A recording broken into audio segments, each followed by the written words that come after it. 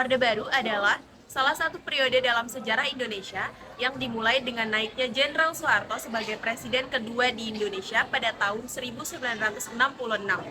Menjelang awal Orde Baru, keadaan negara Indonesia sangat buruk sekali, dikarenakan oleh kondisi politiknya, kondisi ekonominya, hingga kondisi sosial masyarakatnya.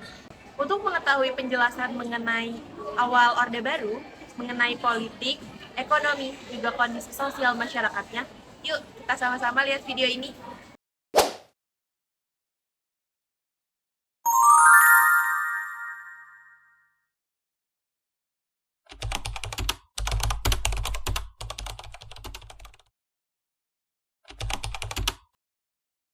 Yang pertama, peristiwa G30 SPKI. Pada 30 September 1965 terjadi pembunuhan 6 jenderal militer TNI Angkatan Darat yang dituduhkan kepada PKI. Peristiwa tersebut memicu kerusuhan serta pembantaian terhadap anggota dan simpatisan PKI.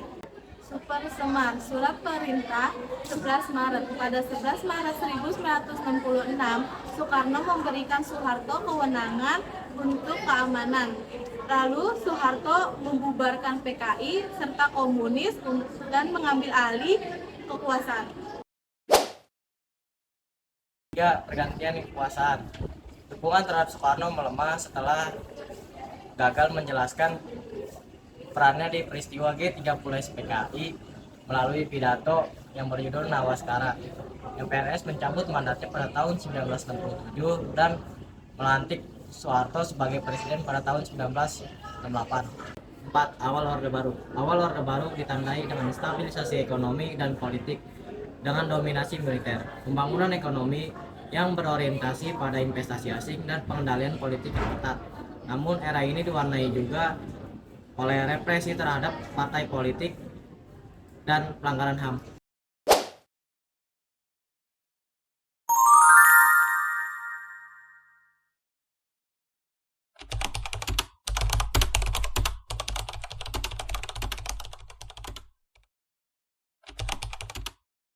Satu, inflasi tinggi. Pada tahun 1965, inflasi tinggi di Indonesia mencapai lebih dari 600%, sehingga daya beli masyarakat sangat rendah dan harga pokok juga tekstil melonjak tajam, sehingga membuat masyarakat kesulitan dalam memenuhi kebutuhan dasar.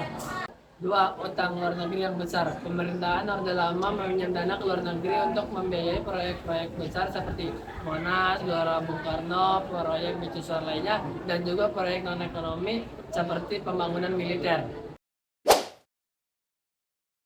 Yang ketiga, menurunnya produksi pertanian dan industri. Sektor pertanian yang menjadi tulang punggung ekonomi mengalami kemerosotan akibat berkurangnya investasi dan infrastruktur, sehingga petani menghadapi kesulitan karena rendahnya produktivitas dan harga jual yang tidak stabil. Di sektor industri tidak berkembang karena pemerintah hanya fokus pada politik dan proyek mercusuar.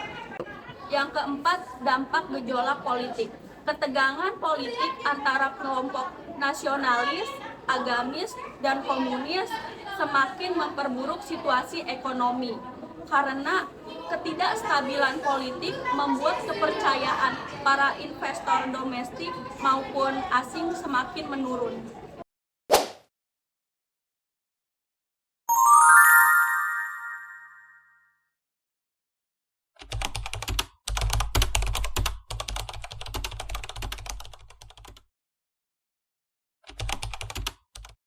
Yang pertama, kemiskinan dan ketimpangan sosial. Krisis ekonomi yang parah menyebabkan kemiskinan di berbagai daerah. Kelangkaan bahan pokok menyebabkan masyarakat berjuang keras untuk bertahan hidup. Tak hanya itu, ketimpangan sosial semakin tajam karena hanya beberapa orang yang memiliki akses terhadap sumber daya. Yang kedua, keadaan pendidikan. Sistem pendidikan di Indonesia banyak memiliki kendala seperti kurangnya fasilitas, kurangnya guru, dan distribusi yang tidak merata. Ideologi politik kerap kali masuk ke dalam kurikulum dengan propaganda yang kuat dari pemerintah Orde Lama. 3. Ketidakstabilan keamanan. Situasi keamanan di masyarakat yang tidak menentu dikarenakan adanya kerusuhan, penjarahan, dan konflik antar dua kelompok. Militer juga mengerahkan pasukannya untuk meredakan kerusuhan, tetapi adanya mereka justru membuat ketakutan di kalangan masyarakat. 4. Harapan terhadap perubahan. Di tengah krisis, banyak sekali harapan dari masyarakat terhadap perubahan.